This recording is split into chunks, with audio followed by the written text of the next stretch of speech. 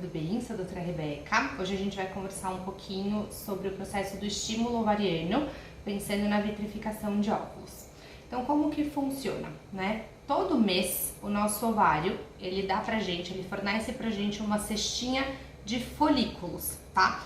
Os folículos são essas bolinhas pretas que a gente vê no ultrassom. Esse aqui já é um ovário estimulado, tá? Mas ele fornece pra gente uma cestinha desses folículos. Desses folículos, todo mês o nosso corpo escolhe um deles para ser o folículo dominante, que é quem vai ser o responsável pela ovulação, tá? Uma vez que a paciente ovula, esse óvulo é captado pela trompa para poder, seguir aí se fosse ter uma gestação natural. O que a gente quer fazer num processo de estímulo ovariano pensando em vitrificação, pensando na preservação da fertilidade?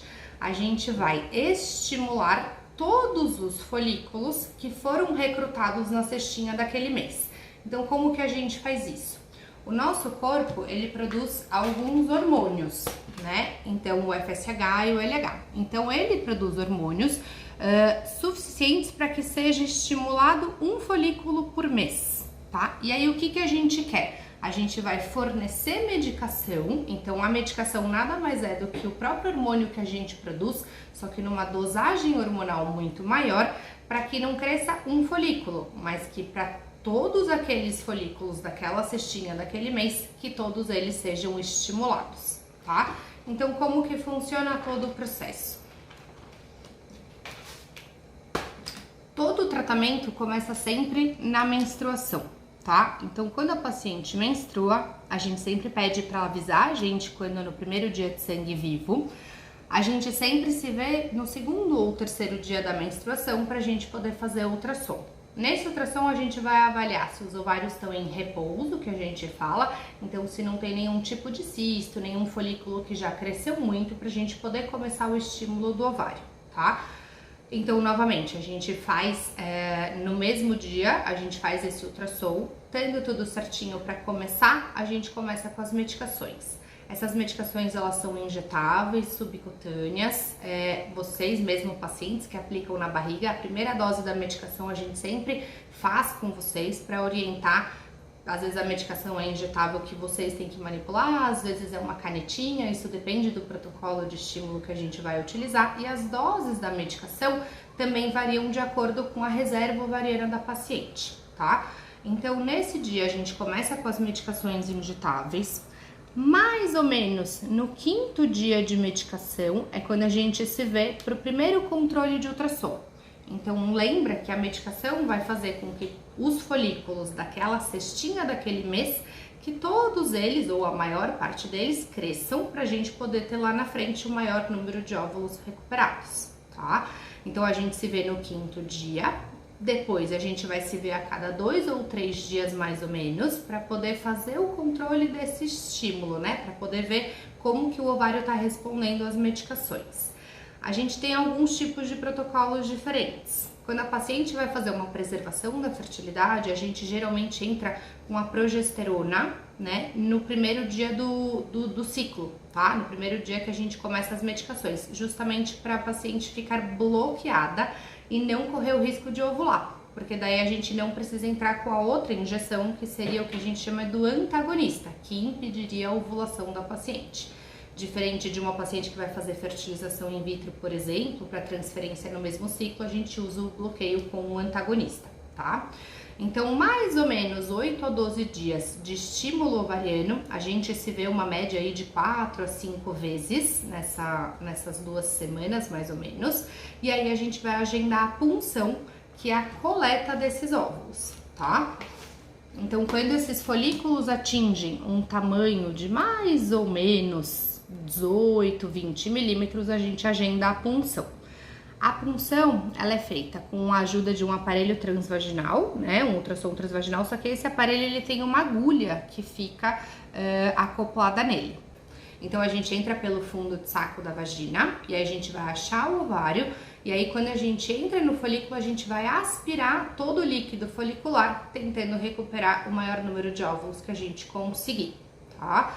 Então, uma vez que a gente faz a punção ovariana, a gente vai saber quantos óvulos a gente conseguiu recuperar. Mas a gente, nesse dia, nesse momento, a gente ainda não sabe quantos deles são maduros para a gente poder congelar. E somente os óvulos maduros, né, isso aqui seria um óvulo maduro, é que vai ser posteriormente vitrificado ou, em caso de uma fertilização in vitro, fertilizado, tá? Então a gente sempre fala que em todo esse processo a gente tem um funil de tratamento. Por quê? Porque nem sempre a gente tem um número de folículos que lá na frente vai corresponder ao número de óvulos. Então, dependendo da reserva da paciente, às vezes a gente começa com 10 folículos, por exemplo, mas nem todo folículo a gente consegue estimular, nem todo folículo lá na frente, quando a gente funciona, tem óvulo, nem todo óvulo é maduro para ser vitrificado. Então, a gente acaba tendo esse funilzinho de tratamento e isso é normal, tá? Basicamente é isso, né? A punção, ela não tem dor, porque as pacientes elas são sedadas, então faz uma anestesia na veia, geralmente com propofol, como se fosse fazer uma endoscopia. Geralmente 1 hora depois a paciente acorda super tranquila da punção, e nesse dia a gente orienta um repouso mais relativo, geralmente atestado se precisar, tá? O processo da fase do estímulo, que muitas pacientes têm dúvida, é se dói, se tem alguma alteração, se é como se fosse uma TPM muito mais maior ali, e geralmente não, né? Como é um período curto que a gente faz, algumas pacientes podem ter um pouquinho de sensibilidade mais nas mamas, mas geralmente o processo é muito tranquilo e indolor. A vida segue normal, assim? Tem alguma restrição durante esse processo de aplicação? Não, a vida segue normal. A gente só orienta para na fase final ali do estímulo evitar exercício físico muito intenso, né? O ovário ele cresce, ele fica grandão, então para não correr o risco também de torção, que é muito raro, mas a gente orienta a não fazer atividade física muito intensa. E engorda esse processo? Não engorda nada. Na verdade, o que acontece é que algumas pacientes às vezes podem inchar um pouquinho, né, durante o processo do estímulo, mas na outra menstruação geralmente isso já foi embora.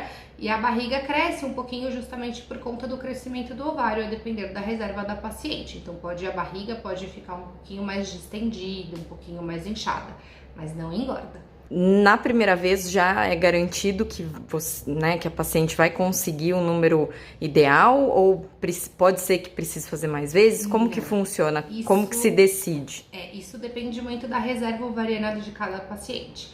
Então, um número mágico ali que a gente gosta é mais ou menos de 15 a 20 óvulos, né?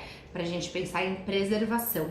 Nem toda paciente a gente vai conseguir estimular e ter esse número numa primeira tentativa. Às vezes a gente tem que fazer vários ciclos justamente porque a reserva ovariana da paciente é pequena, né? Ela é baixa, então a gente vai conseguir ali às vezes 3, às vezes 4, às vezes 6 numa primeira tentativa.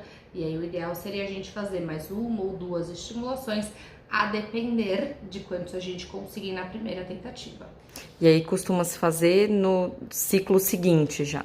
Geralmente sim. Aí existem 2 formas da gente fazer. Se a gente, durante o processo do estímulo, a gente vê que a paciente tem alguns folículos ali que não cresceram, a gente pode fazer o que a gente chama de duo-stim, que é logo depois que a paciente funciona, 5 dias depois a gente começa um novo estímulo para pegar essa segunda onda de recrutamento.